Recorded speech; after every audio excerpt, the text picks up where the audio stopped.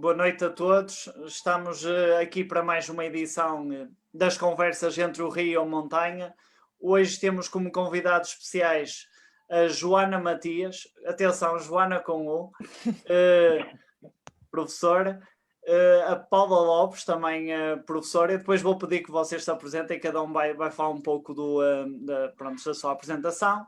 Temos também a Mariana e o restante painel, que já é costume estar presente nas nossas sessões, o André, o Carlos, o Diogo, os dois Diogos. Aliás, vamos diferenciar o Diogo Fernandes e o Diogo Costa, e eu sou o João Duarte já agora. Vamos então iniciar aqui com uma pergunta.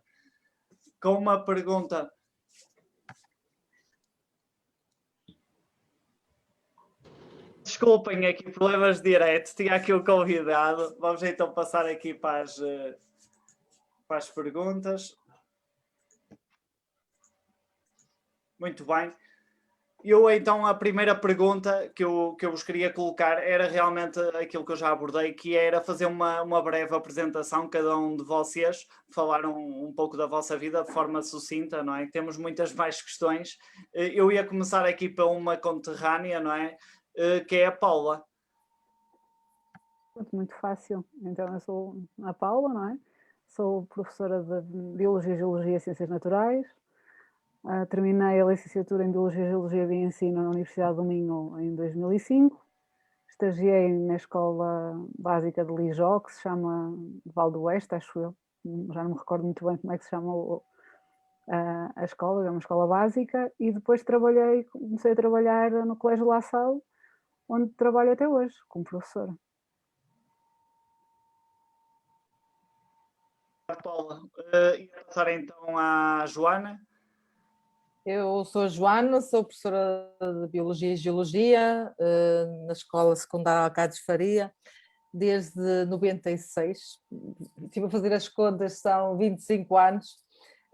Tive 2 anos em que saí, um para a Vila Seca e outro para a Escola do Rio, mas no essencial é por lá que tenho estado este tempo todo. Apesar de trabalhar em Barcelos, moro atualmente em Braga. Ok. Obrigado, Joana. Mariana, então. Agora sou eu. Eu sou Mariana, também sou de Barcelos e vivo em Barcelos e sou mãe de 2 filhas. Portanto, eu gosto sempre desta apresentação e sou casada, ok? E sou professora no IPCA há quase 20 anos já. Licenciei-me em Matemática e Ensino, depois fiz um mestrado em Matemática e Educação e doutorei-me em 2012 em Engenharia Industrial e de Sistemas. Fugi um bocadinho aqui à matemática, pensei eu que estava farta da matemática, mas na realidade na tese acabei por adotar modelos matemáticos e criar modelos matemáticos para resolver problemas da engenharia. E pronto, foi uma experiência interessante e no IPCA leciono disciplinas ligadas à matemática, à estatística, à investigação operacional e pronto, é uma profissão que me tem dado muita satisfação. Ok, obrigado, Mariana. Como veem, não é? Temos professores que realmente abordam aqui várias áreas, vão até o ensino superior. Eu ia passar aqui ao André a palavra.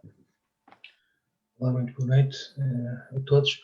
Eu queria perguntar o que é que os levou a envergar pelo ensino. Joana, pode ser? Pode.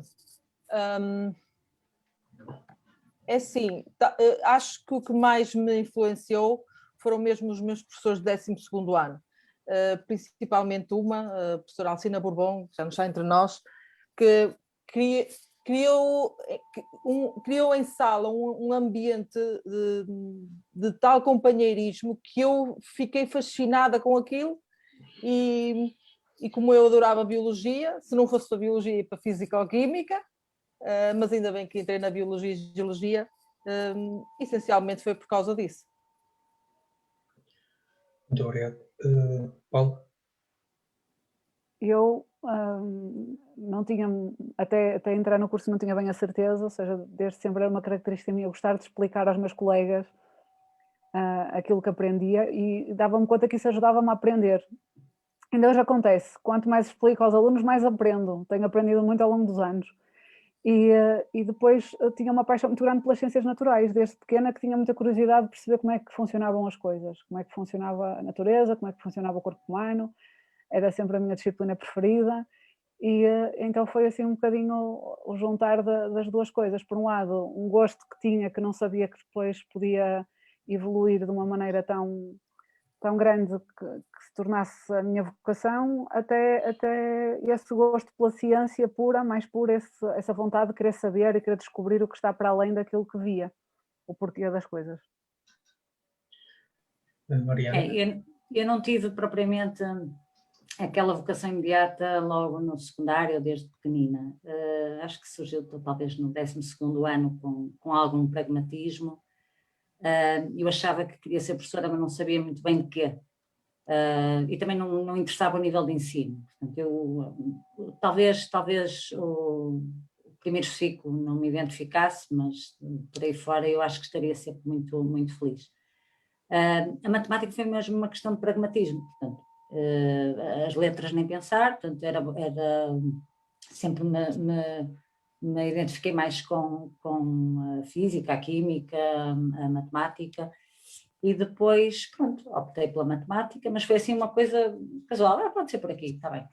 E depois percebi que não podia ter sido de outra forma, mesmo não podia. E realmente, no meu ano de estágio, percebi que tanto fazia, posso dar aulas, pode ser a qualquer nível de ensino, que é este o meu caminho. Pronto, não gosto mesmo muito, e até houve momentos bastante complicados na minha vida, até pessoal, e eu percebia que entrava na sala de aula e era um apagão. E eu até brincava e dizia aos meus alunos, eu não digam ao meu diretor, mas eu dou aulas de graça, eu até dava aulas de graça, mas não digam a ninguém, porque realmente aquilo me revitalizava. Claro que há momentos em que é uma chatice e uma pessoa também se cansa, mas realmente só encontrei realmente a certeza absoluta só tive dentro de uma sala de aula. Muito obrigado. Carlos, queres fazer a próxima questão? Boa noite a todos e a todas. Passamos agora aqui para um ponto mais da opinião. Mariana, gostava de questionar, na tua opinião, o que consideras ser passível de ser melhorado na educação? Ui, essa pergunta é muito complicada. Essa pergunta é muito complicada. Porque a educação é muito vasta, não é? A educação não é só a escola, e portanto tem aqui uma intervenção de muitos fatores.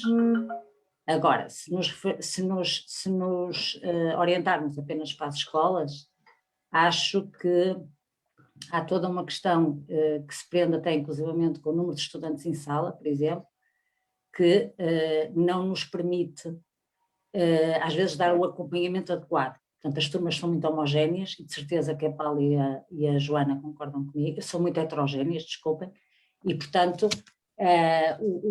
eu na matemática sinto isso, e portanto no nível a que dou, de ensino a que dou, sinto muito essa discrepância de conhecimentos que vem de um lado e que vem do outro, e realmente não conseguimos, embora na instituição do meu trabalho haja sempre algum esforço em fazer essas divisões, mas eu acho que a educação não pode ser vista, acho que tem que ser pensada para cada nível de ensino de forma muito especial.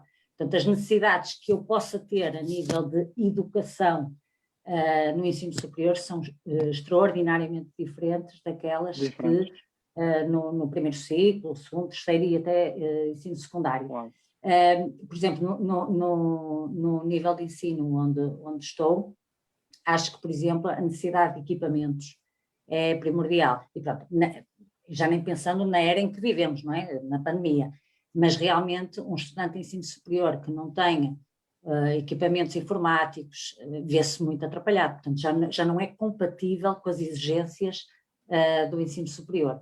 E acredito que essa exigência agora com a pandemia ficou completamente patente para todos os níveis de ensino, mas era uma coisa que se notava muito quando havia carência, não é? embora haja depois mecanismos, pronto, porque no ensino superior há alguma autonomia, total autonomia em relação ao Ministério da Educação e, portanto, há mecanismos de ação quando temos alunos carenciados diretos. Mas acho que realmente a educação tem que ser pensada como um todo, mas não pode ser um todo para todos os níveis de ensino. A educação é um conjunto de formações que nós damos que não são só de foro científico, académico, mas também de outros âmbitos. Ok, muito obrigado, Mariana. Paula, queres acrescentar mais alguma coisa a este ponto? Eu sei aquilo que não se muda na educação, que são os alunos. Esses convém, vão mudando de geração para geração. Não, é difícil porque não é uma resposta linear. Fácil. Sim. É um processo muito, muito complexo. Acho que, acima de tudo, educar passa por pôr, às vezes, muitas ideias que aprendemos desde a universidade, no que é a ligação escola, família, não é? Do que é o sentido de comunidade que educa, de percebermos que o exemplo é o mais forte, que os conhecimentos são importantes, mas não são o exclusivo a transmitir, que há um conjunto de formas, de valores que são importantes e que auxiliam também essa passagem de conhecimento, que para mim, que eu acho que é o grande desafio da educação, que são os profissionais que, se centrarmos na escola, que é o desafio dos professores e dos funcionários, de todos os educadores que estão numa escola, que é perceber que nós educamos também com muito daquilo que somos. E isso é um grande desafio, porque se eu educar só com aquilo que sei, era relativamente fácil, não é? Porque aquilo que sei, eu pego num livro, o conhecimento é fácil. Agora, eu educo com a minha pessoa na totalidade daquilo que sou. E isso também é um grande desafio que depois influencia, ou seja, a escola é um conjunto de pessoas que são de formas muito diferentes.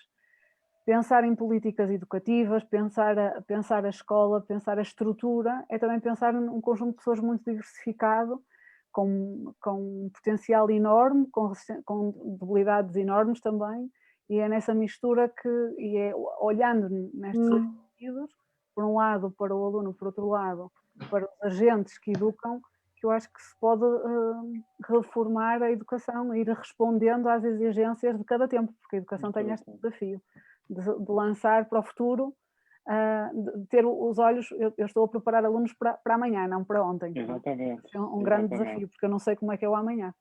Exatamente, Paula. Joana, quer acrescentar, ou queres acrescentar alguma coisa? Bem, Carlos, eu concordo totalmente com o que a Mariana e a Paula disseram, mas aquilo que realmente sinto mais necessidade no meu dia-a-dia como professora é diminuir o número de alunos em sala. É totalmente impossível, como referiu Mariana, eu acompanhar individualmente 30 alunos totalmente heterogéneos, uma turma totalmente heterogénea, com diferentes dificuldades. É totalmente é impossível mesmo, e por isso acho que para melhorar o ensino neste momento pensaria nisso, também na parte de materiais da parte da informática. Não temos nada, os computadores que nós temos são do tempo da outra senhora, são extremamente antigos, extremamente lentos, mas lá nos vamos arranjando com essas coisas e levando os nossos computadores e lá vamos resolvendo. Mas primeiro mesmo é essa diminuição de alunos por turma. Muito bem. Aproveitava também para vos questionar, Mariana, começava por ti, se defendem um ensino mais clássico ou um modelo mais voltado para as experiências, ou mais prático, digamos? Eu acho que o ensino superior, e portanto a minha experiência mais aí, tem uma oferta formativa muito vasta neste momento. Pronto. E a oferta formativa vai desde cursos técnicos superiores profissionais, portanto, nomeadamente no ensino politécnico, as universidades não têm isto, licenciaturas, mestrados e depois os doutoramentos que são dados neste momento só por universidades e não por politécnicos. E eu acho que aliar uma componente mais científica e académica à experiência é sempre muito importante. Acho que a experiência sem uma parte, e muitas vezes os alunos perguntam, isto serve para quê? Mas esta matéria serve para quê? Mas isto serve para quê? E realmente mais à frente, na experiência, eles vão perceber para que é que serve. É importante que o professor saiba ir pescar depois aquilo que a teoria lhe deu para aquilo que consegue experimentar na prática. Claro que estamos numa sociedade completamente consumista, não é? Portanto, é tudo muito rápido, as coisas têm que acontecer muito depressa, eles têm que ter as competências muito depressa, e isso leva-nos a, muitas vezes, formar muito com base essencialmente só na prática. Acho que, no entanto, é a teoria que dá algum arcabouço para depois, no meio do trabalho, já num contexto profissional, os estudantes aprenderem, os ex-estudantes aprenderem qualquer coisa. Porque, e nomeadamente em cursos, por exemplo, de tecnologia, vamos imaginar um curso de informática, obviamente as ferramentas que aprendem hoje, se calhar, digo eu, são parecidas, que aprendem na faculdade, nos institutos superiores, são muito parecidas com aquelas que aprendiam, se não iguais, com aquelas que aprendiam há 5, 10 anos. E, portanto, os alunos dizem, isto já nem se usa, isto já nem se usa. Só que são essas que depois lhes permitem dar a base a aprenderem qualquer outra. E, portanto, acho que é muito importante, porque as empresas exigem isso de uma forma muito rápida, terem os conhecimentos, terem a experiência, portanto, aqueles cursos exclusivamente teóricos, depois os alunos saem e sentem-se muito frustrados porque eu, no final, não sei nada. Eu quero fazer as coisas e eu não consigo, não é? Eu não consigo, não sei. Só que, por outro lado, também acho que é esse arcabouço teórico que lhe vai dar essas competências para depois conseguir aprender qualquer coisa na prática. O ideal mesmo, na minha perspectiva, é conseguirmos balancear estas duas vertentes. Sim, sim. Nem tanto ao mar, nem tanto à terra. É mesmo o que eu acho. Exatamente, isso mesmo. Paula, queres acrescentar alguma coisa? Eu queria só sublinhar, perguntar quando falamos em clássico, o que é que estamos a referir isto, porque pensar no contraponto, se clássico é um ensino de memorização, já estamos longe disso. Sim, sim. Exato. Se clássico é teórico... É um bocadinho as duas partes, Paulo. Pois ele veio para aí, para mais teoria. Sim. Ele veio para aí a questão. Sim. Entender essa vertente, realmente. Porque a verdade, porque a verdade é que hoje em dia o grande desafio é conseguirmos mostrar que é importante saber, e é importante saber algumas coisas de cor, é importante saber algumas coisas, mas depois sabermos aplicá-las e adquirir um conjunto vasto de competências. E, sobretudo, o ensino tem que ser cada vez mais apelativo e ir ao encontro das novas gerações. Ou seja, as gerações de uma criança do ano 2000 não é igual a uma criança do ano 2020. Exatamente.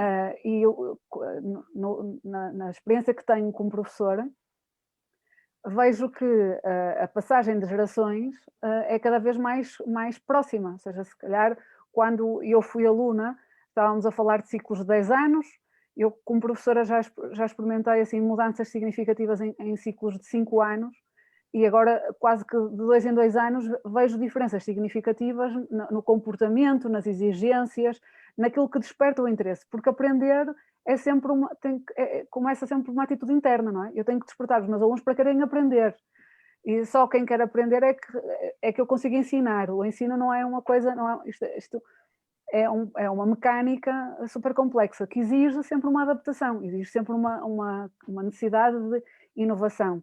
Não de inovar por fazer diferente, mas por ir dando respostas às novas gerações, por nos indo ajustando aos novos tempos, sendo que depois tudo são meios, ou seja, a tecnologia, as ferramentas, as dinâmicas, são meios que podemos encontrar para ir ao encontro daquilo que quem está à nossa frente consegue captar mais, apreender mais e usar para depois, efetivamente, adquirir as competências necessárias para se fazer à vida, não é? Como nós dizemos, não é? Para se fazer à vida. Exatamente. Joana, quer acrescentar alguma coisa? Já foi tudo dito? Quero, não, é assim, eu realmente concordo com a Paula e com a Mariana, a prática tem outro fascínio, e principalmente na área que leciona, a biologia, só que temos quem está a dar secundário tem uma grande pressão em cima para cumprir programas por causa dos exames nacionais. Os exames nacionais, nós temos que dar todo o programa para os alunos estarem totalmente preparados para enfrentar os exames. E, além disso, o que nós temos notado é que os exames não avaliam a parte experimental, avaliam a aplicação dos conhecimentos em novas situações, mas diretamente a parte experimental, isso não é avaliado. Portanto, basicamente, o que dificulta tudo isto é os programas serem extensíssimos, sendo muito difícil cumpri-los sempre. Ok, tem que andar sempre a correr, não é? E depois tais turmas de 30 alunos depois, não é? Sim. Não deve ser Tentar nada levá-los fácil. todos, não deixar nenhum para trás. Diogo Fernandes, passava a tua palavra. Boa noite às convidadas e às pessoas que nos estão a ver. Eu vou fazer aqui uma pergunta que já foi de certa forma respondida, mas agora vamos direcionar a mesma coisa para o sítio certo. Do vosso ponto de vista, qual é a forma mais implementada a ser implementada na educação? Passo então a palavra à Joana. Invertemos aqui um bocadinho o ciclo. Bem, se calhar pegando naquilo que eu acabei de referir, em minha opinião, e se calhar não sei se vai ser totalmente aceito pela Mariana, em minha opinião, os exames nacionais não deveriam ser aplicados pelas escolas, mas sim pelas universidades. Cada universidade teria os seus exames específicos para cada curso e acabaria por acontecer como acontece em Inglaterra, por exemplo, e o aluno já saberia que teria que adquirir aqueles conceitos e fazer aquele exame para entrar para aquele curso, para aquela faculdade. Não é assim que está. Portanto, para mim é essa uma das maiores reformas. Eu concordo, Joana. Pronto. Eu, por acaso, eu também concordo. Acho que é uma tortura. Os exames nacionais é uma tortura e muitas vezes avalia-se a superficialidade e não propriamente o conhecimento, e depois o peso que tem na avaliação, na entrada para a universidade, o peso que os estudantes carregam nessa altura, e esse peso é sempre muito maior para os que estudam mais do que para os que estudam menos. E também concordo, acho que efetivamente as provas deveriam ser feitas nas instituições de ensino superior, consoante aquilo que é exigido como requisito para aquele curso. E os estudantes à partida saberiam que para entrar naquela instituição, naquele curso, teriam que fazer aquela prova específica daquela instituição. Também concordo com isso. Paula, queres concluir ou acrescentar? Não, posso dizer que também concordo com esta ideia de achar que as instituições superiores podiam ser responsáveis, no fundo, por admitir os alunos que vão por receber.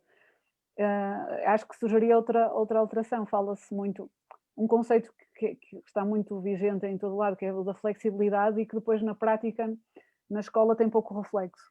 Fruto de uma estrutura que tem vantagens e desvantagens, que é, por exemplo, o manual escolar. Os manuais escolares são estruturas muito rígidas e às quais é verdade que não são para ser seguidos linearmente. O professor tem autonomia para decidir como usa o manual escolar, mas muitas vezes fruto de tanta avaliação externa que temos, não só no final, no 12º, mas agora neste contexto que estamos todos de pandemia, grande parte da avaliação externa foi suspensa. Mas é terrível pensarmos que tudo que se afere, a única maneira que a nível de Estado temos para aferir é através da avaliação externa, seja da aferição, seja de exames nacionais, no 9º ou no 5º, no 8º, quer dizer, são imensas provas externas que os alunos têm que fazer, a aferir exatamente o mesmo género de conhecimentos, através de um questionário no qual os alunos estão sujeitos a uma determinada pressão, quando era possível aferir as coisas, no meu entender, de outra maneira, e acho que aí haveria possibilidade para que depois os professores pudessem efetivamente flexibilizar sem estar escravos daquilo que é as redes e os meandros que exigem uma avaliação que depois é igual para todos, não é?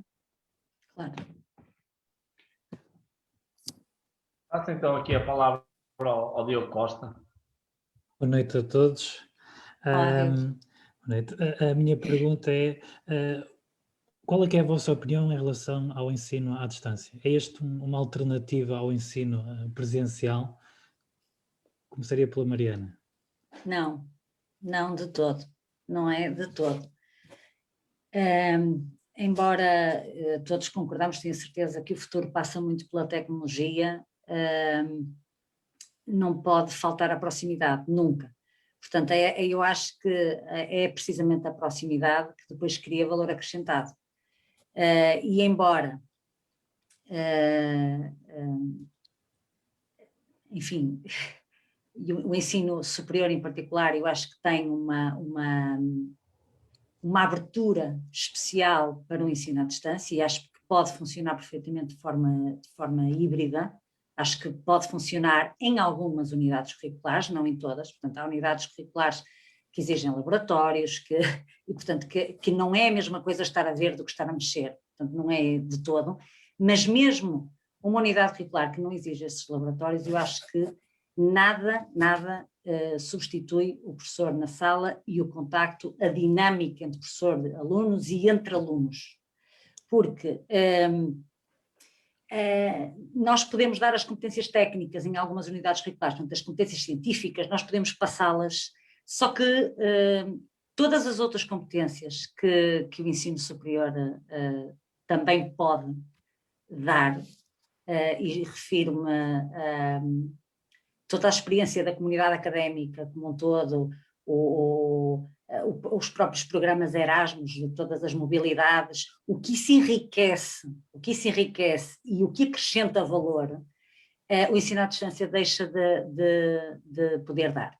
Claro que depois também há o outro lado, também permite, por exemplo, que pessoas que não possam ou porque têm famílias, ou porque estão mais longe e que realmente contribuem muito para o absentismo, não é? Porque são essas pessoas que depois que têm os filhos em casa e que não estão para se deslocar todos os dias e que se cansam. Começa tudo muito bem em setembro. Eu acho que em setembro começa tudo com muita vontade. Só que depois começa a chover, aulas pós-laboral, das 6 até às 11 da noite, vamos imaginar, e o marido e os filhos ficaram em casa, ou a mulher e os filhos, enfim, com as repercussões familiares que depois isto também tem, que é muito mau, e de segunda a sexta-feira, as aulas à noite, e chegar a casa e as crianças já estarem a dormir, que é preciso pensar nisto, realmente o ensino à distância também tem valências para ir buscar estas pessoas que de outra forma, se calhar não tirariam a sua formação a nível superior, e portanto também vai permitir ir buscar esses, portanto, aqueles que se calhar no pós-laboral, porque trabalham durante o dia, se calhar já chegava, em setembro começavam muito bem, mas depois chega a novembro e sente-se bem o cansaço dessas pessoas que acordaram muito cedo, trabalharam, deixaram os filhos nas creches, nos infantários e nas escolas, e no fim do trabalho foram estudar para a faculdade, não é? E depois chegam a casa e as crianças já estão a dormir. E portanto isto aqui depois também dá muito cansaço. Eu penso que não podemos ignorar tudo o que aprendemos. Portanto, há toda aqui uma base de conhecimento que nós aprendemos agora e que podemos usar, e que isto também acrescenta valor, mas jamais substituirá a relação de proximidade e toda a experiência académica que o contacto com colegas e de mobilidade e com docentes e com outros cursos e até mesmo o que a academia pode trazer na vida de um jovem. E pronto, estou aqui com muitos jovens e sabem perfeitamente o que isso é, não é? Porque eu também já fui e gostei muito de tudo, de ser caloira, de todos, adorei, muito importante. Infelizmente houve muitos jovens que não tiveram essa possibilidade, não é? de usufruir do facto de serem caloiros. Mesmo. Ou alguns de terem saído, por exemplo, eu quando saí da faculdade foi no ano passado, em junho, não é? Não tivemos nada. Uma queima das fitas, um cortejo. Saímos como se nada tivesse passado. Depois temos andado em sofrimento aqueles anos todos. Claro, mas, claro. É assim. Bem, eu passaria então agora a palavra à Paula. Eu acho que nada substitui o ensino presencial. Acho que do ensino à distância há bastantes coisas que podemos guardar para aplicar, inovar, coisas tão simples como podermos ter alguém do outro lado do mundo na nossa sala de aula, não é? O facto de repente eu poder convidar alguém que está nos Estados Unidos e o lanche fazer-se perto. É uma das grandes vantagens de tudo isto, o facto de ter Também é verdade. capacitado os meus alunos para um conjunto de ferramentas que se calhar até aí não seriam capazes. A maior parte dos alunos deram um salto enorme no que diz respeito às competências TIC, que na prática, no que diz respeito ao domínio pelo menos de algumas plataformas. Depois a trabalhar no Word e no Excel já são outras contas, mas pelo menos no que diz respeito ao Moodle, ao Classroom, ao Zoom, ao Meet, às várias plataformas de comunicação, que depois agilizou também a capacidade de gerir trabalhos de grupo e de ferramentas que lhes possibilitassem trabalhos de grupo. Eu acho que isso vai ficar, e isso é o positivo deste contexto que estamos a atravessar. Agora nada substitui o tu a tu, a relação, porque aprendemos muito mais através da relação, porque senão as escolas podiam fechar, os youtubers dominavam o ensino, havia todos os vídeos que existem, todas as matérias eram suficientes, dispunhamos esses vídeos por tempos e as pessoas aprendiam de forma autónoma, e sabemos que isso não é suficiente, ou seja, a partir de determinada idade, e muitos de nós provavelmente já viveram essa experiência de querermos descobrir como se faz qualquer coisa, desde uma receita, como funciona como arranjar um determinado eletrodoméstico, e aprendermos de forma autodidata. Portanto, isso é possível. Acho que no processo escolar, tirar a relação, o contacto, a proximidade, é tirar grande parte daquilo que é este processo, daquilo que é a escola, E nos níveis mais baixos, quanto mais baixo for o nível, mais penalizador é para o aluno, sem dúvida nenhuma. Paulo, e se me permites acrescentar aqui uma coisa, eu acho que isto também tem a ver com a abrangência da educação que falávamos. Portanto, podemos passar as competências científicas, técnicas, tudo muito benzinho, direitinho, não é? O aluno pode cumprir com tudo, mas depois acho que a educação, como um todo, dependendo de cada nível de ensino, mas fica muito comprometida com isso. Depois há competências que se perdem, e no mercado de trabalho isso também se nota. Portanto, o relacionamento interpessoal, não é? As pessoas falam, desculpem, olhem, falam a olhar para o telemóvel e estão com a pessoa à frente, mas estão a mandar uma mensagem para o outro. Portanto, e há aqui perde-se uma coisa que eu valorizo particularmente, que é a empatia. Tudo na vida, eu acho que nós precisamos ter empatia. Empatia para passar uma mensagem, portanto, para passar confiança, e são características que depois, em contexto laboral, têm muito peso.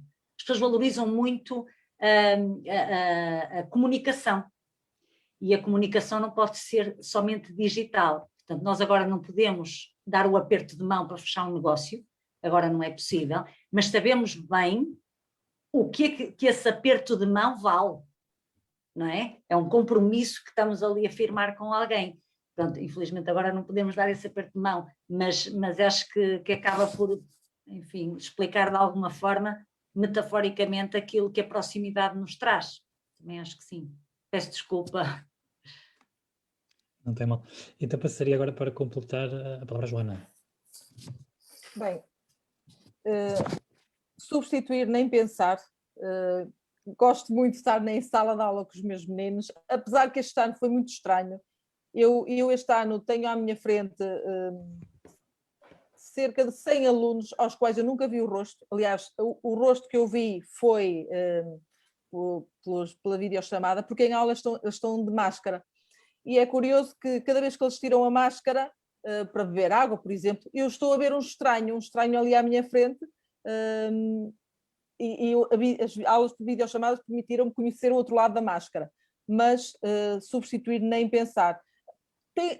Teve vantagens para o que se viveu. Eu vou dizer, por exemplo, duas coisas que aconteceram. Eu tive alunos do 12º ano que conseguiram assistir a webinars de formadores que estavam a dar formação de Lisboa, de Londres, e uma outra situação, até vivi aqui em casa, que a minha filha mais pequena tem 8 anos, está no 2º ano, ela não sabia o que era um computador, nunca tinha pegado, e agora sabe desenrascar-se, ela sozinha abre o computador, liga, vai ao Classroom, e for preciso abrir o Word, vamos anexar qualquer coisa.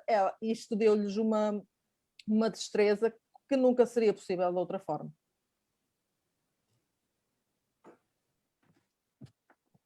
Bem, eu agora passaria a... Não sei se mais alguém quer acrescentar alguma coisa acerca deste tema. Não. Não? Então eu passaria ao colega, ao João. Olá, obrigado, Diogo. Eu, antes de lançar aqui a questão, até ia focar aqui um aspecto.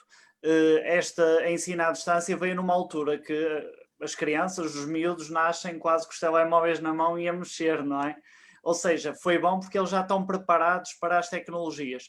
Contudo, e como foi aqui focado, eles também se distraem imenso. E se na aula vocês já o sentem, imaginem em casa que não está debaixo do controle e não há aquela ligação direta. Isto vai um bocadinho de encontro aqui à pergunta que era quais as dificuldades num professor aqui na transmissão dos conhecimentos à distância.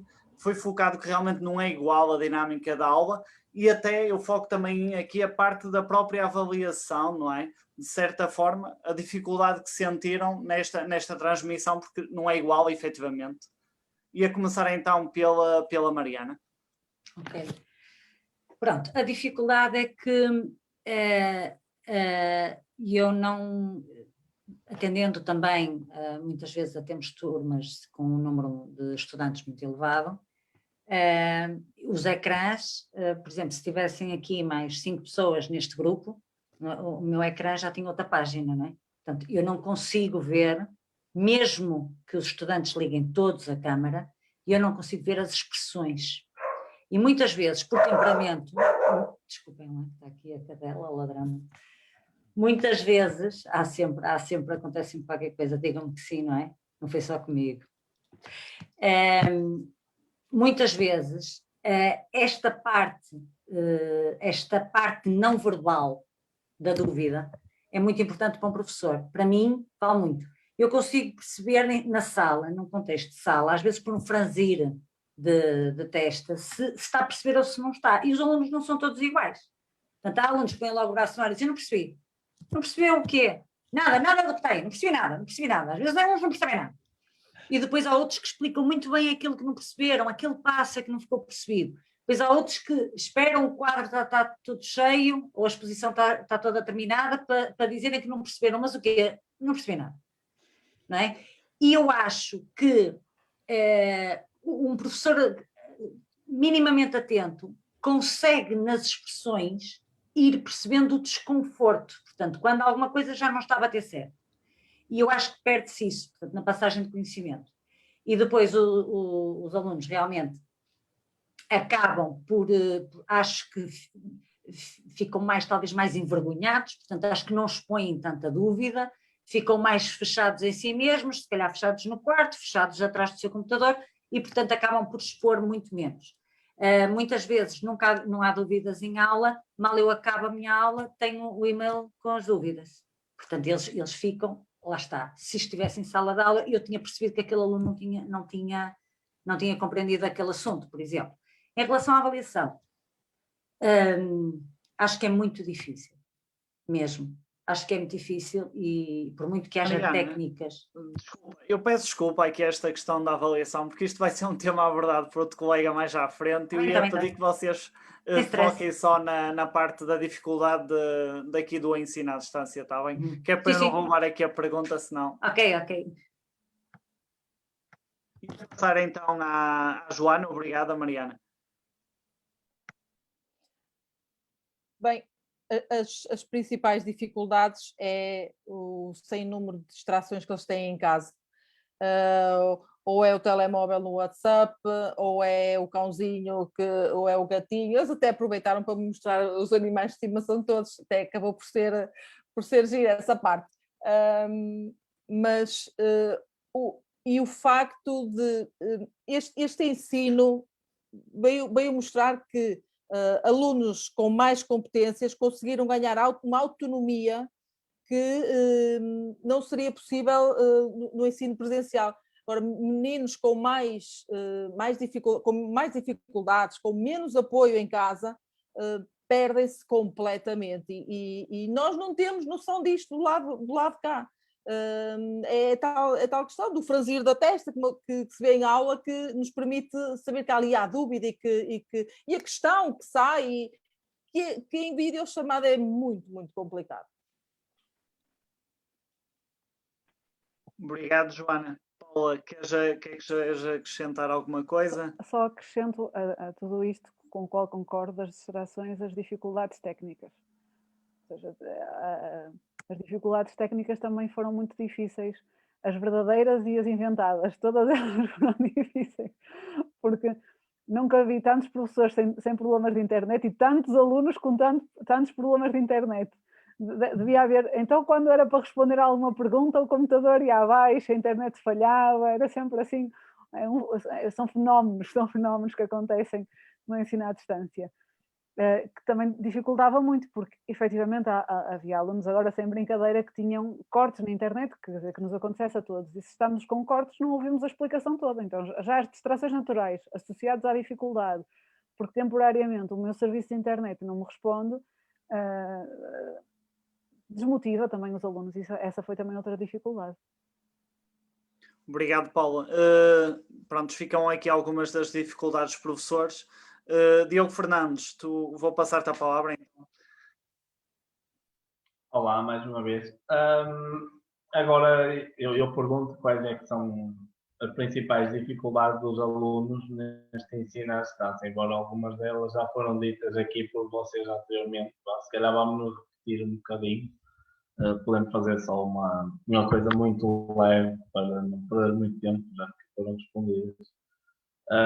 Pode começar a Paula, então. Era isso. Problemas técnicos, toda a gente em casa. Não é fácil ter uma casa com compartimento para cada pessoa ter as condições necessárias. Reparem, muitos dos alunos tinham um único espaço seu, era o quarto.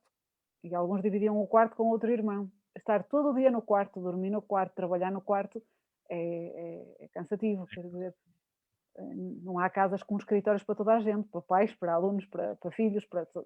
Ou seja, esse espaço de gestão do espaço doméstico também foi outra dificuldade a juntar às referidas, por exemplo. E a gestão dos equipamentos, às vezes, não é? Os pais em teletrabalho e os filhos em aulas e não haver computadores para toda a gente. Essa questão também se levanta muitas vezes, não é? Sim, eu tive alunos que em várias situações estavam com o telemóvel porque a irmã estava a ter aula e naquela aula comigo ele ia ter que estar com o telemóvel, o que dificulta muito a aprendizagem. Ok, este está respondido. Passamos então aqui a palavra ao André Prata. Olá, mais uma vez. Como é que correram e como é que fizeram as avaliações deste segundo período? Começava pela Joana. As avaliações. Felizmente, eu este ano estou com disciplinas que não têm exame, portanto tenho uma flexibilidade maior, um jogo de cintura melhor em relação ao programa e em relação até à própria avaliação. Eu sinceramente não dei teste este período, porque eu ouvi coisas como... Aliás, até assisti aqui em casa de um teste estar a ser dado e eles estarem a responder e ao mesmo tempo estou numa chamada em WhatsApp a dizer as respostas uns aos outros, fazer print, de estarem explicadores a responder à prova, ao teste, naquele momento. Portanto, a probabilidade de se perder a seriedade da avaliação era muito. O que é que eu fiz? Diversifiquei, criei uma grande diversidade de materiais de avaliação, trabalhos, os portfólios, apresentações em aula que eles fizeram, que funciona muito bem, eles apresentarem o seu trabalho por videochamada funciona bastante bem e basicamente fui por aí, porque testes sinceramente não apliquei. Obrigado. Paula? O grande desafio é nós mostrarmos que a avaliação, ou seja, contrariar aquilo que acontece presencialmente, mas online é mais facilitado, que é o cabular, não é? O copiar.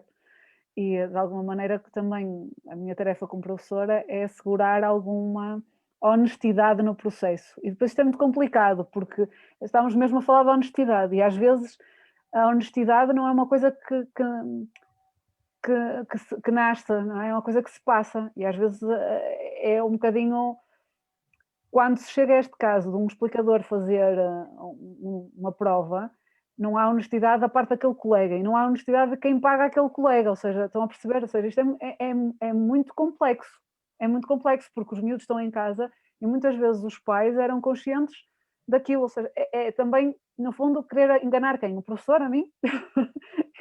E eu não me custa nada dar uma nota, ou seja, a avaliação é uma forma de aferir e de ajudar a aprender. Ou seja, todos nós, se formos honestos e se somos capazes de reconhecer que se não fôssemos avaliados, não tínhamos executado a maior parte das aprendizagens, porque precisamos de estímulos que nos ajudem a aferir e a estudar e a aprender com um determinado objetivo. Toda a gente trabalha com objetivos, quase independentemente da nossa idade. E eu procurei fazer uma coisa neste ensino à distância. Fiz alguns questionários, efetivamente, mas coloquei o foco noutro processo, no processo contínuo, ou seja, procurei que o aluno percebesse que em todas as aulas tinha qualquer elemento, qualquer processo de recolha de informação que iria utilizar para a avaliação sumativa. E que tudo contava, não é? Que a participação contava, que tudo, e de forma objetiva, ou seja, o aluno teria o feedback de como estaria a decorrer a sua avaliação, para tentar ser o mais possível, ou seja, criar um processo mais transparente, o mais honesto, e evitar as fraudes que, no fundo, a mim enganam um pouco. Não sei, eu só digo assim, eu não me importo nada, porque eu não tenho presunção nenhuma de achar que os meus alunos, aquilo que eu ensino é essencial, estrutural para o mundo. Não é. Ou seja, há alunos que não vão utilizar nada daquilo que eu vou ensinar num determinado momento de forma direta. Agora, o que vai ser estrutural é que, se eles são profissionais, eu não quero ser atendida por um médico que tirou o curso a copiar, porque pode correr mal. Não é? Eu não quero que seja um engenheiro que copiou a construir a minha casa, porque isso pode correr mal. Não é pelo copiar em si, ok? Porque até pode ser para acabar aquela cadeira, e que não é isso, é o que está depois por trás disso, mais fundo, não é? E que acho que também nos marca como sociedade. Isto, para mim, isto é uma coisa que a mim me preocupa muito como professora, que é que sociedade é que estamos a educar. E hoje em dia, à custa da pressão do acesso ao ensino superior, do vale tudo, parece que se põe a nota à frente da pessoa. E parece que nada interessa, ou seja, os meios é indiferente para conseguir os fins, mas que pessoas vamos ter?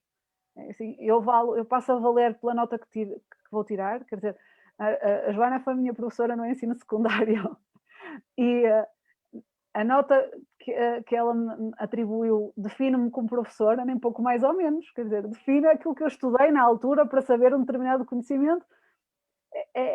Hoje em dia atribui-se um peso às classificações que às vezes nem o próprio mercado de trabalho depois o atribui. Obrigado. Mariana? Em relação às avaliações online, eu permitam-me que conte aqui uma história muito, muito caricata. Eu não tenho esse problema agora, não tive esse problema neste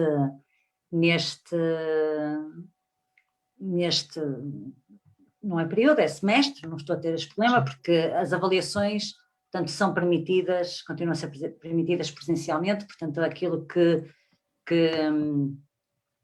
estava estipulado, portanto, as aulas são online, mas os estudantes no dia da avaliação vão lá fazer a prova. Se for uma prova escrita, se for uma coisa oral já não. Bem, mas eu acho que no ano passado, quando todos nos vimos confrontados com isto, eu própria também tive muita preocupação, como a Paula estava a dizer, portanto, de garantir aqui alguma honestidade nos processos. Mas, acima de tudo, achei que tínhamos todos, até porque achávamos que era uma coisa muito provisória, tínhamos todos, acima de tudo, uma responsabilidade social muito grande. Portanto, isto já não me interessa nada, quanto é que eles tiram, interessa-me é que eles estejam daquele lado e não saiam de casa, que permaneçam em casa, interessa-me tê-los sempre colados. E às vezes a avaliação foi uma forma no ano passado, de os ter do outro lado do ecrã. Pronto. Porque para mim, quando isto surgiu, e da necessidade de avaliar online, eu pensei mais na responsabilidade social que eu, como docente e institucionalmente, tínhamos de contribuir positivamente para o processo. Claro, depois chegando à avaliação, enfim, uma pessoa também sabe perceber as dinâmicas. E de muitas metodologias existentes, os alunos a que menos gostavam era da plataforma Moodle, com as perguntas sequenciais, e depois eles não podiam voltar atrás, e realmente aquilo acabava por ser injusto para eles, eu percebia. E houve um dia, eu não sei se me permitem, posso? Eu acho que foi o André que fez a pergunta. André, posso contar aqui uma historinha? Sim, sim, sim.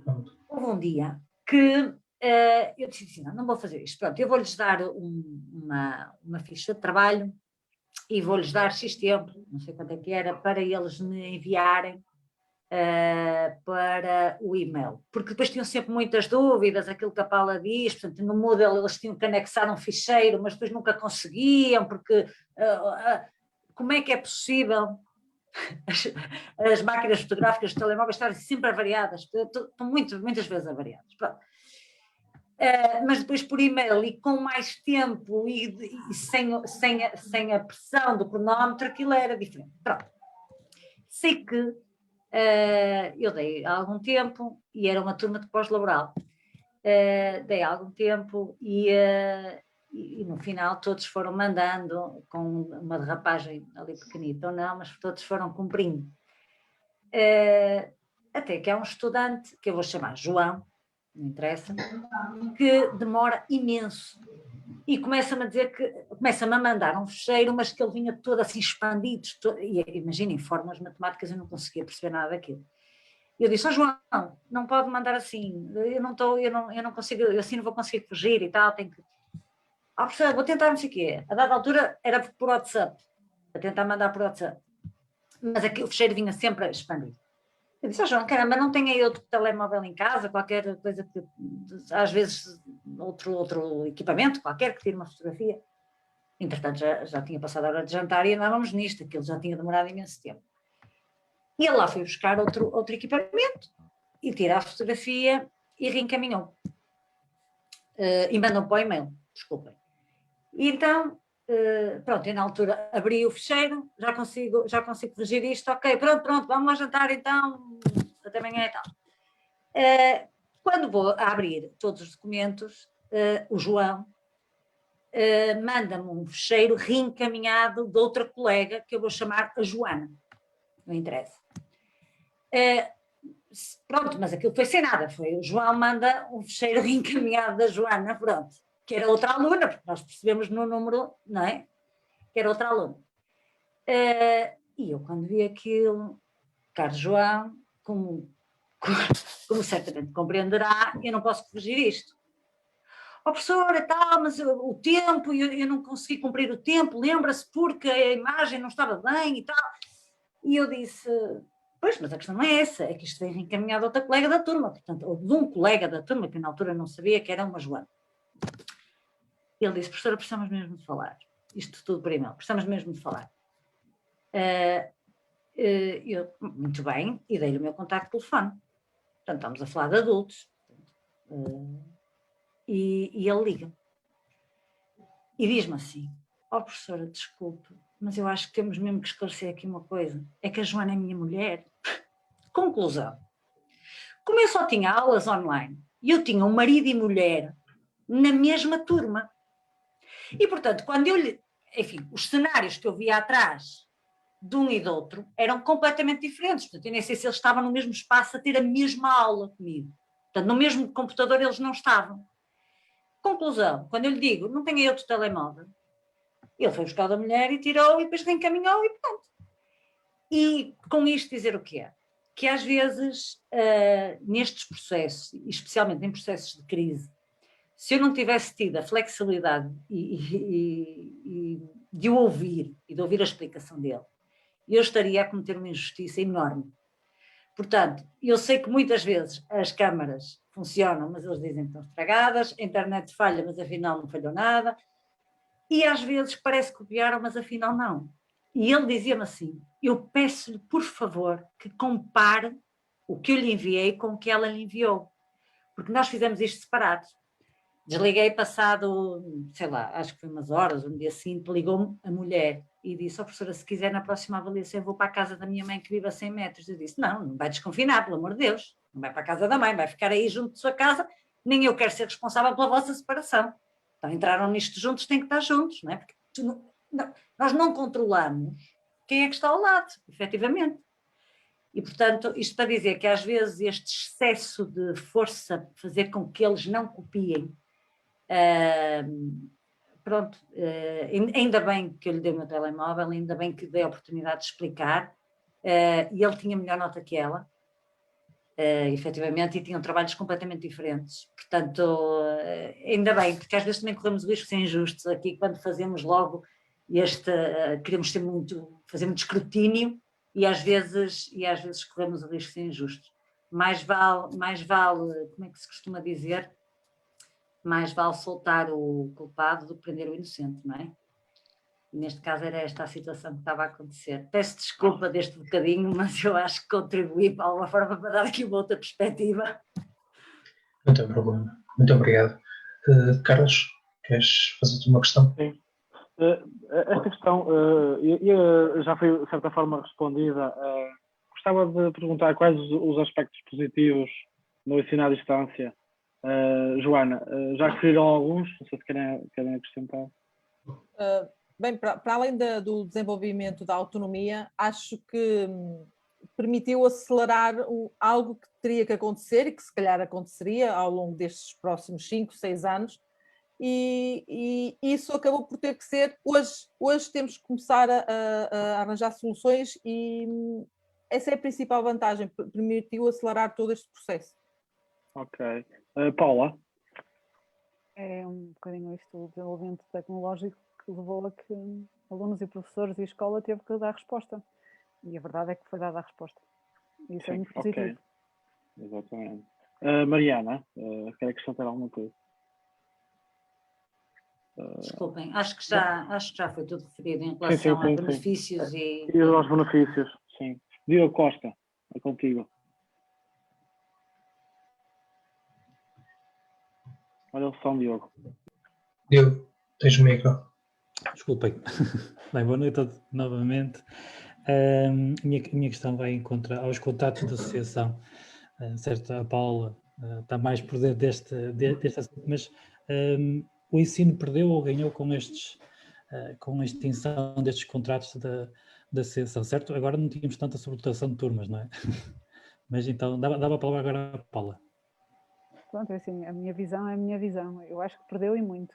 Acho que perdeu e muito com o fim dos contratos da associação, porque não tinha nada de toda a visão de um ensino elitista para alguns e que discriminatório. Não era essa a realidade que eu conhecia e que conheço.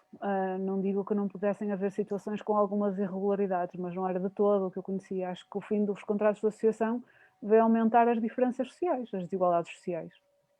Ou seja, acho que o fosso entre quem pode e quem não pode ficou mais evidente, porque há aqui um aspecto muito concreto, que é, eu acho que tem sempre lugar o público, o privado e o contrato de associação tinham lugar.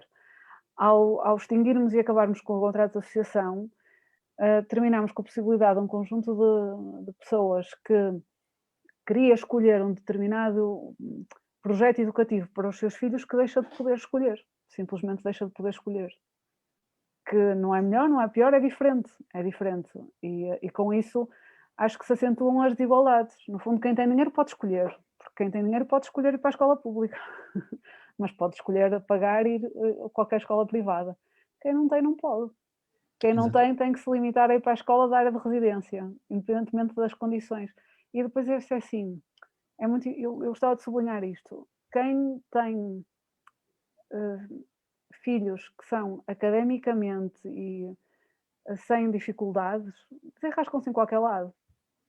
Quem tem uma criança com um problema, aí sim. E aí é que me dói mais, porque é profundamente injusto, porque quem tem um filho com alguma limitação, seja de que tipo for, social, intelectual, emocional, que precisava de, às vezes, um contexto mais aconchegado, que precisava de outro tipo de acompanhamento, de outra realidade, porque é diferente uma escola com 500 alunos de uma escola com 2.000 alunos, é diferente uma escola onde os professores se mantêm sempre os mesmos, de uma escola onde tu estás sempre a conhecer professores. Ou seja, há muitas coisas que é diferente e que realmente, efetivamente, quem tem dinheiro pode assegurar uma alternativa a quem não tem, não pode. E eu acho que foi isso que se perdeu com o fim dos contratos de associação. Exato. Eu até creio que as escolas com contrato de associação, os alunos ficavam mais baratos do que ficam no público. Claro, Acho que existia também essa situação. existia assim esse dado, e tem a ver com a gestão que se faz de proximidade. Na escola pública há muito pouca autonomia às vezes de quem dirige, e efetivamente a gestão não é feita numa lógica de maior eficiência, não só na escola, quer dizer, isso depois aplica-se a vários setores em que vemos o público e o privado a funcionar de maneira diferente. E aqui era um exemplo disso mesmo também. Exato. Muito obrigado. Não sei se querem acrescentar alguma coisa a Joana e a Mariana, começar também pela Joana. Diogo, eu acho que o fim destes, para além daquilo que a Paula referiu, acho que o fim destes contratos de associação veio fechar muitas portas a alunos com mais carenciados, e falo nomeadamente da música, que é normalmente uma área muito, muito dispendiosa, e que graças a esses contratos, aí em Barcelos eu tinha muitíssimos alunos que estavam a frequentar a academia. Com o fim destes contratos, é claro que isso já não podia acontecer, e acabaram por abandonar a música, o que acabou por ser mau para eles, claro. Exato. Mariana. Muito rapidamente, só dizer que acho que nesses contextos de sobreposição de escolas, portanto, contextos geográficos, o Estado acaba sempre por dar primazia às escolas das quais é proprietária, não é? Portanto, as públicas. E o critério qualidade nunca entra na equação. E isso é um problema que eu acho que está na base da extinção destes contratos. Portanto, o critério de qualidade não entra na equação. Há sobreposição, pronto, então a ficar pública prevalece e ponto final, quando muitas vezes os gastos são os mesmos ou até são maiores, não é? E pronto, só queria... E aí está, porque se realmente em termos orçamentais pode fazer sentido, em termos de políticas orçamentais, parece-me que depois falha aí. É que então também tem que ter outros critérios de políticas educacionais e não propriamente só as orçamentais, porque nem sempre também dizem totalmente respeitam a realidade. Eu creio que até o que mais assustou o poder foi a comparação, não é? Entre o privado, entre estes, pronto, tinham o contrato de associação, não é? Que ficavam mais baratos, forneciam o mesmo serviço, não é? Do que os públicos, não é? Foi o mesmo problema que existiu também na saúde, não é?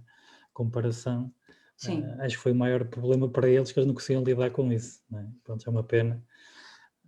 Bem, eu passava então agora a palavra ao João.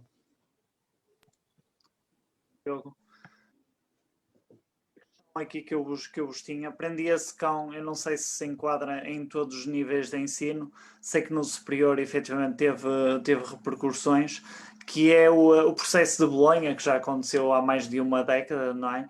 E do vosso ponto de vista, não é?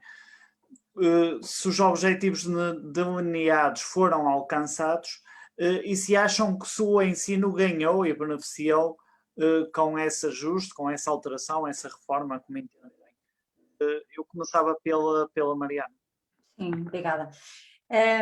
Eu acho que trouxe benefícios. Eu acho que o ensino Bolonha trouxe muitos benefícios na autonomia dos estudantes, portanto, quando bem exercido, portanto, aqui não sei exatamente se em todas as instituições conseguem praticar Bolonha como seriam os objetivos, e permite também, atendendo a que as formações são mais curtas, permite também uma diversificação depois do tipo de formação dos estudantes. Portanto, eles podem fazer uma licenciatura numa determinada área e depois complementar numa ou outra diferente, e que lhe dá ali valências distintas, mas que acabam por ser muito complementares e muito importantes depois no mercado de trabalho.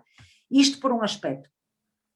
Depois, ao serem as formações mais curtas, também me parece que eles podem fazer depois os seus mestrados em contexto laboral, portanto, perceberem o que a empresa precisa ou perceberem o que realmente gostam de fazer e depois complementar a nível de mestrado com aquilo que a empresa onde laboram precisa, ou então com aquilo que realmente gostam de fazer no trabalho e complementar e ganhar essas valências a seguir. E depois ainda com um problema que não é menor, que é, também não sei se prende exatamente com isto, mas é uma coisa que a mim me causa sempre muita perplexidade. Nós temos, e isto são dados de 2018, eu anotei isto em algum lado, nós temos cerca de, são mais de 160 mil jovens, entre os 15 e os 29 anos, que nem estudam nem trabalham. Portanto, não é na região, em Portugal, não é? E desses, 72 mil, portanto 45%, têm entre 20 e 24 anos, não estudam nem trabalham. E, portanto, eu acho que o ensino superior tem uma responsabilidade muito grande sobre estes jovens. Portanto, eles não trabalham porque não conseguem emprego, não é? E, portanto, também não será com formações muito longas que vamos conseguir prender esta grande faixa de pessoas que são designadas geração NIN, quer dizer, nem uma coisa nem outra, não é? Ou nem. E, portanto, acho que o ensino superior tem uma responsabilidade acrescida aqui.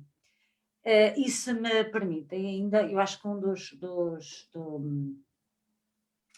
dos problemas também para irmos ao encontro desta juventude que não está a fazer uma coisa nem outra, é todos termos consciência também que mais de metade dos melhores empregos, eu li isto em qualquer lado há um tempo, cerca de 60% dos melhores empregos, então considerados daqui a 10 anos, ainda não foram criados. Não é? Portanto, os melhores, aquilo que nós vamos considerar como os melhores empregos daqui a 10 anos, eles ainda não estão criados. E isto é uma responsabilidade, este é o grande desafio que eu acho que o ensino superior tem, porque é ter uma capacidade de previsão, quase futurologia, não é? É claro que é indicado áreas em que há falta, claramente todas as áreas da engenharia, as tecnologias de informação, programadores, portanto isto tudo faz muita falta, mas também faz muita falta, e cada vez mais, e todos nós sabemos, não vale a pena, os operadores das máquinas, e é preciso dar-lhes formação.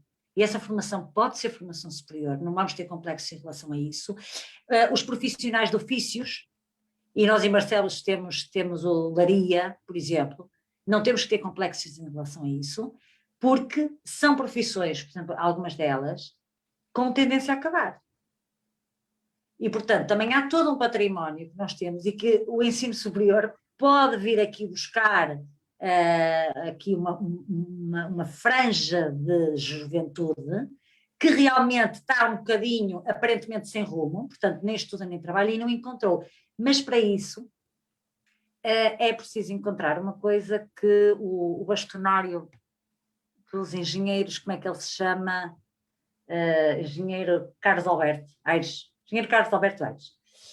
Ele uma vez, numa intervenção que eu vi dele, ele disse assim, é preciso tornar a engenharia mais sexy, porque realmente ela não atrai, não sei, porque se houver um protagonista de uma novela, se repararem bem, ele vai ser logo arquiteto. Engenheiro não é sexy.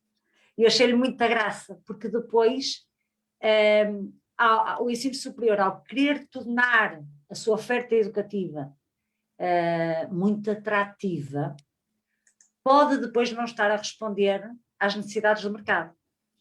E, portanto, nós temos, por exemplo, nós agora, aqui há uns anos, tínhamos, não se vê se vai chefes de cozinha, agora tornou-se atrativo. Portanto, ficou uma profissão muito interessante, muito conceituada, mas há uns anos não se falava disto. E eu acho que esta roupagem diferente que nós temos que dar aqui a algumas necessidades que o mercado tem. Acho que Bolonha contribui para isso, acho que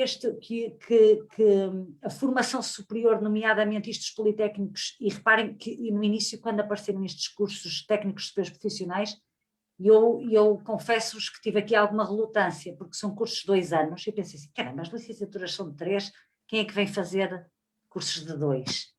São um sucesso. porque o segundo ano já é completamente em contexto profissional e é a instituição que tem que arranjar, e normalmente os alunos fazem o primeiro ano, às vezes são 3 semestres, e depois ingressam automaticamente, porque os cursos são completamente condizentes com as necessidades do mercado. Muitas vezes os cursos são sugeridos por empresas da região. Quer dizer, digo aqui porque é o contexto que eu conheço, mas naturalmente noutras instituições será a mesma coisa. Portanto, há cursos destes a funcionar na própria empresa. Os docentes é que se deslocam lá para funcionar com as máquinas deles, dar-lhes formação integrada. Claro que eu estou-me a estender um bocadinho, mas realmente isto de Bolonha... Mariana, é muito interessante esse tema que está a abordar, penso. Porque, por exemplo, claro que depois, não são tudo vantagens, porque Bolonha veio tirar aquilo, eu não queria dizer isto, mas aquilo que era acessório no curso, e nada era acessório, não é? Portanto, os alunos, se calhar, engenharia podia ter línguas no curso, agora não. Que sabe inglês sozinho, mas pronto, a autonomia, não é? Veio criar aqui mais autonomia aos estudantes. Mas depois há uma série de disciplinas que às vezes não eram fundamentais num curso, tipo empreendedorismo, ética, responsabilidade social, que, claro, com Bolonha, se não é da área nuclear do curso, o curso de 5 tem que passar para 3, pronto, acabou. Essas disciplinas terminaram e, portanto, obviamente, perderam-se competências, ganham-se outras, e é suposto que essas disciplinas sejam, no fundo, esses conhecimentos, essas competências sejam ganhas pelos alunos com a sua autonomia, o que nem sempre acontece. Pronto. Agora, isto em teoria é espetacular e eu acho que tem muitas vantagens. Claro que é como tudo na vida, não funciona bem com todos, não é? É assim, mas acho que são muitas oportunidades que dá para as pessoas se tornarem multifacetadas, porque acho que neste momento quer dizer, enfim, um jovem tira um curso e tem que estar aberto a várias possibilidades, não pode nunca fechar, sob pena de ficar muito frustrado sempre. E pronto, eu já me vou calar. Eu avisei que isto de convidar 3 professoras não ia correr bem. Mariana, obrigado, riquíssimo, tu fantástica. Ela abordou aqui vários temas que eu acho muito importantes. Desculpa lá, mas eu comecei aqui a falar. Não, tu olha, ressalvaste que a aproximação realmente do tecido empresarial das universidades e politécnicos, que é importantíssimo, e eu acho que isto foi feito realmente se calhar com Bolonha. E depois abordaste o tema, que até foi falado cá, que é no fundo flexibilizar e personalizar um bocadinho o ensino, que ajuda a motivar o aluno, não é? É outro aspecto que falaste que eu acho bastante interessante. Contudo, não vou alongar, vamos aí cá passar para quem entende disto e a pedir também a opinião da Paula. Não tenho assim nada a acrescentar, ou seja, tenho um bocadinho esta perspectiva de fora que a Mariana apresentou da vantagem de flexibilizar percursos, é uma das grandes vantagens que eu vejo de Bolonha, e a minha preocupação é algum desinvestimento que eu vejo no ensino superior, ou seja, acho que às vezes, quando eu comparo a minha formação, do ponto de vista financeiro, que depois tem outro tipo de consequências, quando eu comparo a minha formação a nível de oportunidades que tive, por exemplo, fazer trabalho prático de laboratório, que é uma coisa muito dispendiosa, eu hoje sei que os meus colegas fazem menos porque há menos recursos, e isso é um aspecto que a mim me entristece, porque acho que nós precisamos é uma componente essencial para a formação, que fruto às vezes de alguns recortes, onde se vai precisamente a essa dimensão. Portanto, isso acho que pode pôr um bocadinho em causa a formação do ensino superior no futuro, mas isso é uma perspectiva de quem está de fora. Obrigado, Paula. Joana, ia pedir também o teu contributo. O meu contributo vai ser muito curto. Em relação a Bolonha, eu estou um bocadinho como a Paula, vejo de fora, mas aquilo que eu tenho ouvido alguns ex-alunos meus referirem e que aconteceu, é que Bolonha trouxe-lhes a vantagem de poder ser, do intercâmbio na União Europeia ser muito mais fácil, uma vez que este processo acabou por uniformizar e criar um processo único em termos de ensino superior. Obrigado, Joana. Obrigado pelo contributo, então, de todos. André, passava a ti, então. Eu queria saber, na vossa opinião, quais as razões para normalmente, não é regra, mas há algumas exceções, mas normalmente o ensino privado ter melhores resultados do que o ensino público nos rankings nacionais. Paula? Assim, são várias. Podemos começar pelo contexto socioeconómico, que não vamos aqui, que não é única, não é uma coisa unilateral, mas que é vantajoso, ou seja, alguém com uma condição socioeconómica mais elevada pode dar aos seus filhos um conjunto de recursos que ultrapassam até a própria escola, desde o acesso aos livros, à cultura, às viagens, e tudo isso influencia a aprendizagem. Portanto, depois também o facto de nas escolas privadas haver uma gestão privada, ou seja, eu acho que o facto de às vezes haver uma organização que oferece ao mesmo tempo uma estabilidade aos professores, ou seja, há uma estabilidade do corpo docente, há uma estabilidade dos funcionários, que permite desenvolver um trabalho a longo curso, que eu acho que depois também tem os seus dividendos. Eu só estagiei na escola pública, não tenho mais experiência de trabalhar na escola pública, mas a minha percepção é que, primeiro, há muito pouca renovação, ou seja, hoje em dia não há pessoas novas, e as pessoas novas trazem novas ideias, que isso é um dos grandes problemas, a meu ver, do ensino público, o facto de não haver, ser muito raro encontrar um professor abaixo dos 30 anos a trabalhar numa escola pública, e eu acho que isto é um problema.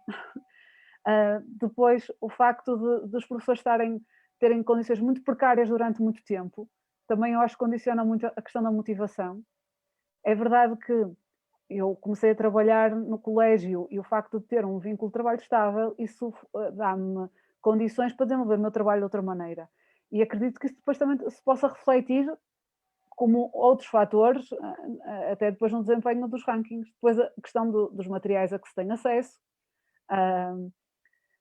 mais até do que propriamente achar que se fazem seleção de alunos, porque também há escolas que o fazem, okay?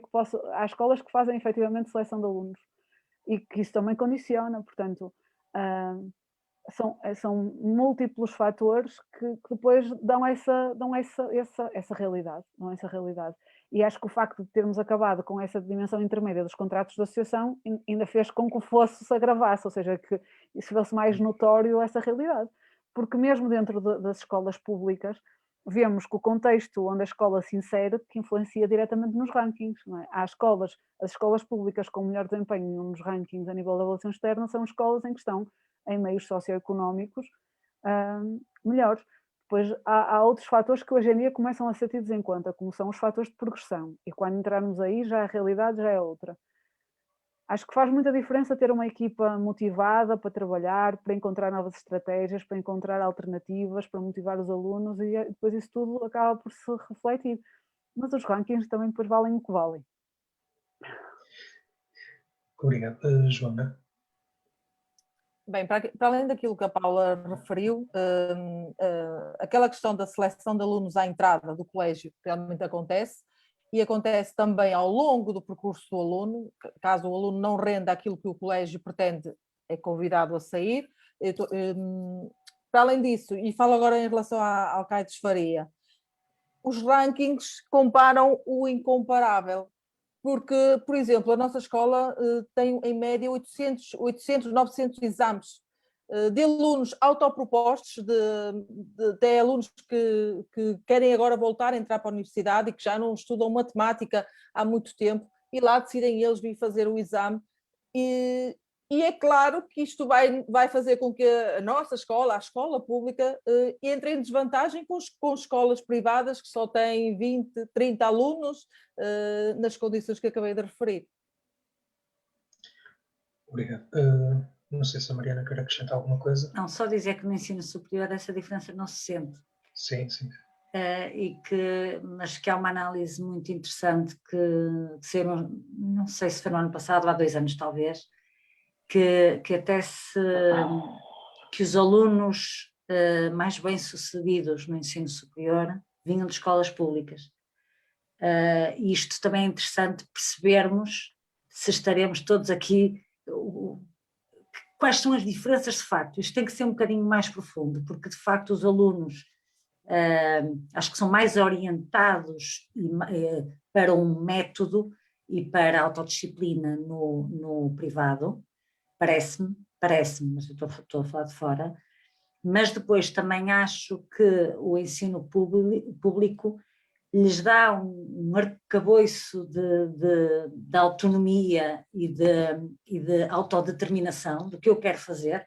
Portanto, eu tenho muitos exemplos de bom e de mau no público, muitos exemplos de bom e de mau. E aqueles que decidem ir pelo bom, realmente depois são muito determinados e chegando ao ensino superior são realmente muito, muito determinados. Agora eu também já não sei precisar, mas recordo-me de ouvir isso nas notícias e pensei, caramba, que interessante, como é que depois no ensino superior são os alunos que vêm do público aqueles que acabam por ter melhores classificações. Portanto, qual é a lógica que está aqui por trás disto, não é? Mas realmente também não tenho muita base para dizer isto, é mesmo só daquilo que vou lendo. Ok, muito obrigado. Carlos? Muito bem. Era uma questão direcionada à Mariana. Olha, enquanto vereadora municipal, gostava de questionar qual tem sido a estratégia ou a visão do município para a educação em Barcelos. Isso era a pergunta com $1 milhão, porque, pronto, eu aqui estou como professora, mas acho que eu sou a vereadora do Pelouro, da educação. Ok, sei. Eu não sou a vereadora do Pelouro, nem pouco mais ou menos. Eu parece-me, mas tenho a minha opinião, portanto, e eu acho que é nessa qualidade também isso, é isso mesmo. Pronto, eu acho que a estratégia do município parece-me passar um bocadinho por uma gestão correta. Portanto, a nível de educação, há a organização territorial dos agrupamentos e dos equipamentos, pronto, dos jardins de infância e as escolas do primeiro ciclo, com base na população escolar, não é? Depois há uma monitorização do número de estudantes e das intervenções realizadas na escola A, B ou C que estão a precisar, portanto, a remoção dos amiantos agora, entre outras intervenções necessárias, portanto há essa monitorização, a gestão das refeições escolares, dos transportes, das emendas. Parece-me, pronto, isto é a minha perspectiva, que poderia haver um planeamento diferente. Por exemplo, agora que as atividades extracurriculares das crianças do primeiro ciclo, por exemplo, que estão a ser geridas pela Empresa Municipal de Educação e Cultura, parece-me que podia haver um leque mais variado de atividades extracurriculares. Acho que a oferta que é dada, por exemplo, nesse sentido, e que compete à Câmara Municipal agora dá-la, não é? Porque está completamente sob a sua alçada, esta gestão das atividades, poderia ser muito mais abrangente. Por exemplo, há pouco a Joana falava da música e dos alunos com essa sensibilidade e que gostam de música. Nós não temos música em todas as escolas, nós se calhar não temos educação física em todas as escolas, portanto isso não sei precisar, não tenho essa informação, mas nós não temos teatro em todas as escolas, nós não temos danças nas escolas, e era importante as crianças e os pais terem essa escolha, portanto não ser imposto. Para esta escola são estas duas atividades, porque depois a escola fica um depósito, não é? Portanto as crianças ficam lá das 9 às 5:30 da tarde, e as atividades são esta e esta. Mas eu não gosto de mamar. Pois, mas levas. É isto, é assim. Tens, não tenho... eu não gosto de dança. Pois, mas olha, paciência, dança um bocadinho, só te faz bem. Eu não sei se me fiz entender. Acho que era importante acho que me fiz entender até demasiado bem, né? Fui demasiado expressivo. Mas acho que é realmente importante dar esta amplitude. E depois, também tenho-me apercebido, por exemplo, de escolas que estão na alçada do município, cujas obras tardam. Eu tive a oportunidade de estar numa escola do Conselho de meninos, enfim, do primeiro ciclo, e a escola claramente com muitas deficiências a nível estrutural, que constituem até perigo e, portanto, demorou muito. Agora essa escola já está em obras, mas parece-me que não deveria ser preciso chegar a pontos extremos, ou de chover numa sala, ou de haver buracos nas paredes, ou das casas de banho de serem fora dos edifícios e de terem quase que percorrer escadas sinuosas para lá chegar. Acho que não era preciso isto. Há pequenas reparações que, programadas e com pessoal técnico do município, poderiam ser programadas, por exemplo, nesta época da pandemia, programadas para esta altura, para quando os meninos regressam, as coisas estão em condições. Às vezes estamos a falar de autocolismos, não é? Coisas simples, pequenas reparações, mas que no dia a dia fazem muita diferença. Nós percebemos o que é que acontece nas nossas casas se a torneira estiver a verter. Nós todos percebemos que isto aqui não é um drama, mas realmente chateia, além da perda, não é? E, portanto, há pequenas reparações de caixaria ou pequenas coisas que me parecem que devia haver um planeamento, que os custos não seriam muito elevados e que poderia haver um planeamento, nomeadamente para as férias do verão. Neste caso em concreto, como houve muito tempo parado, acho que seria perfeito. Ok. Mariana, só uma última questão, se nos puderes ajudar. Desculpa estar-te a interromper. Eu, se calhar, davas também a opção, quer a Joana e a Paula, se quiserem acrescentar algo, claro. No ensino também. Sim. Paula, queres acrescentar alguma coisa? Ou Joana? Não. Ok. Mariana, só para terminar, é uma coisa que nos afeta aqui nas nossas escolas, aqui na União, a questão do amianto. Há alguma coisa há uma novidade para a remoção ou não? Há uma série de escolas que foram identificadas pelo município como tendo amianto e, portanto, a remoção está a ser feita, ou vai ser feita, portanto, está a ser planeada para se fazer. Mas isto com a orientação do Ministério, não é? Portanto, já não é... portanto, o município fez a identificação das escolas que precisariam dessa remoção. E isso parece-me que será feito, até porque é obrigatório. Oxalá que sim, e que seja feito muito em breve. Ok, obrigado. Fernandes, passo a palavra.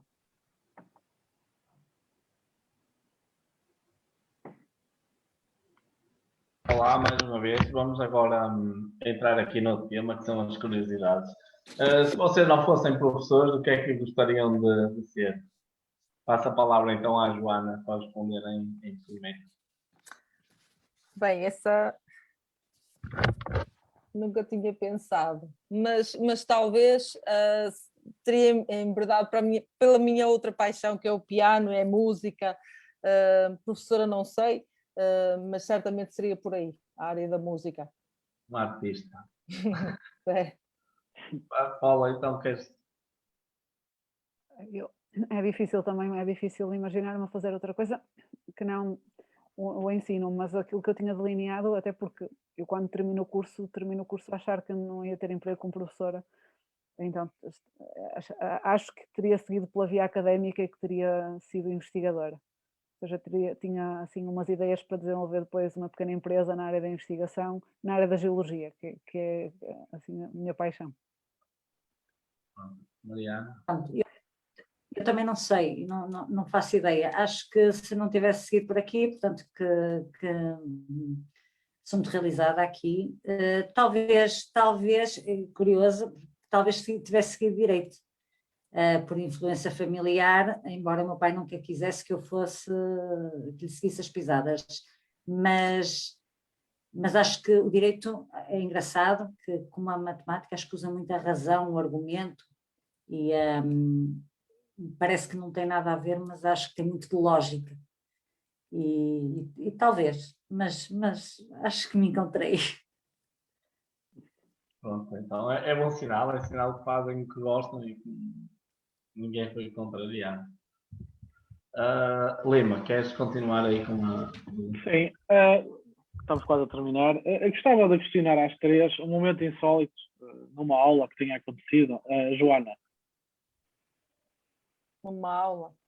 Bem, aquilo que cada aula É um momento. Eu se calhar na aula, eu vou falar de um. Ou na escola então. Pois, há um que me marcou como diretora de turma há já uns anos, em que tive um pai que há poucos dias antes da reunião de avaliação me contactou, dizendo que se eu passasse a filha dele, me dava uma caixa de camarão. O curioso é que eu sou alérgica a marisco, portanto eu poderia usufruir do camarão. Não sei se a filha passou, que eu sinceramente já não me lembro, mas é daquelas que me lembro. Tá bom. A Paula. É difícil assim lembrar-me, às vezes há muitas situações, desde um aluno que teimou comigo, eu estava a explicar a energia, como é que era produzir a eletricidade através da energia hídrica, das barragens.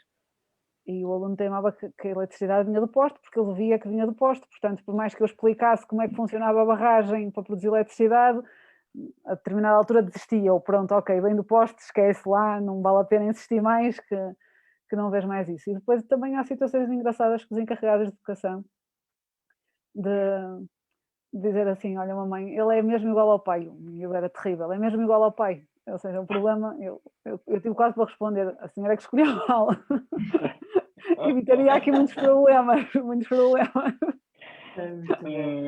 Muito bem. Mariana.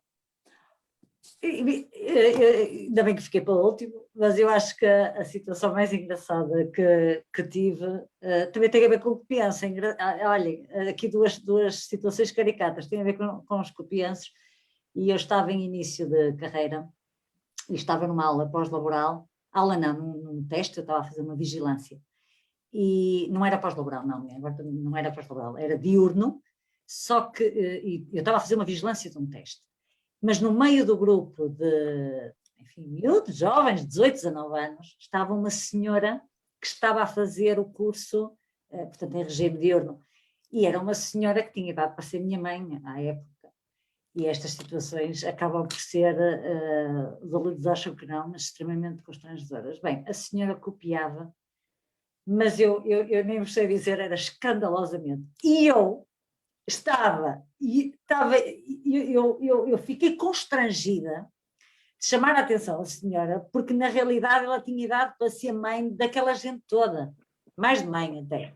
E depois a própria figura da senhora era uma senhora com colar de pérolas, um cabelo muito coisinho, muito blazer, taillette, muito coisa, mas estava a copiar muito. E eu pensei, Mariana, como é que tu vais sair desta situação? Se chamas direto a atenção, isto vai ser tão constrangedor para a senhora, e depois acho que os outros vão deixar de respeitar aquela coisa, tratavam todos por dona fulaninha e tal. E então eu pensei um bocadinho e disse assim, bem, pousem todas as canetas, por favor. E disse, há aqui uma pessoa na sala que está a copiar escandalosamente. E, portanto, se não se importam, eu vou sair durante 5 segundos e volto a entrar, e essa pessoa vai guardar tudo que tem, porque eu não posso ver mais nada. E ficamos assim. Bem, quando me contorno, estão 6 alunos, mas parecia estourar de vermelhos, e eu apeteceu dizer, eu só vi um, é verdade, eu só tinha visto a senhora. E já usei esta estratégia em muitos testes. Depois, para ver quem estava a copiar, há aqui uma pessoa, eu fazia um ar muito sério, que está a copiar escandalosamente, e portanto eu vou até aqui e já volto, e funciona. Pronto. Agora, até me rio com os alunos e vou contando estas peripécias. Professora, já sei qual é a estratégia que tem, mas realmente o que é certo é que descobri ali uns quantos, e dali até ao fim da prova foi um sossego. A situação mais dada. Identifiquei ali os copianços todos. Acho que foi a situação mais engraçada, de facto. Muito bom. Muito obrigado, Mariana. João.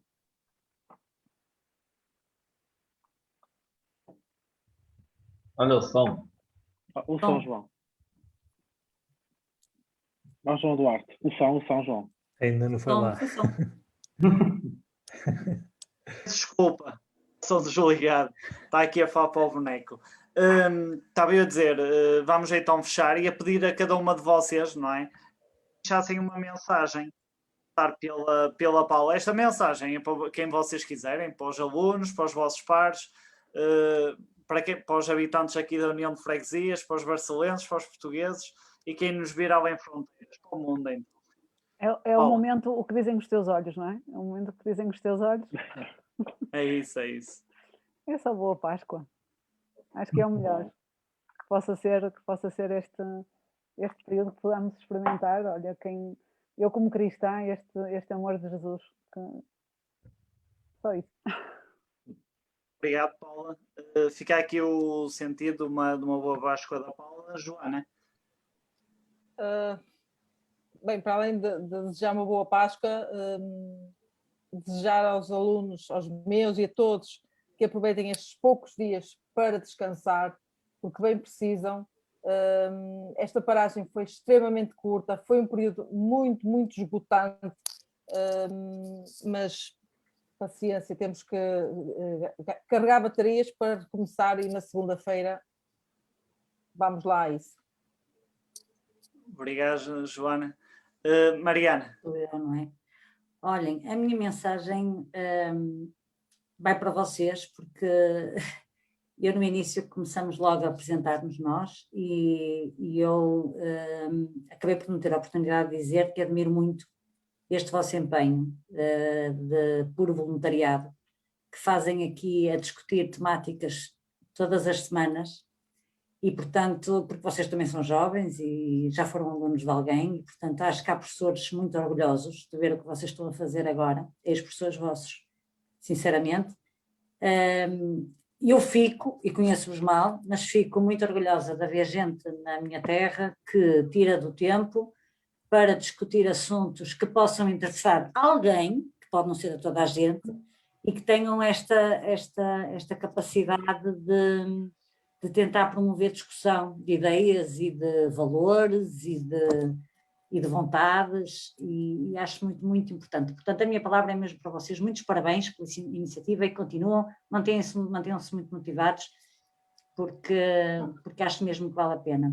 Não desiludam nunca. Obrigado, Mariana. Muito a obrigado. mim em particular por me chamar jovem. Mas pronto, há aqui pessoal. Daqui parece, eu também sou. Eu também acho que sim. Daqui parece, daqui todos presentes. Exatamente, somos todos novos aqui. O que conta é o espírito, aliás.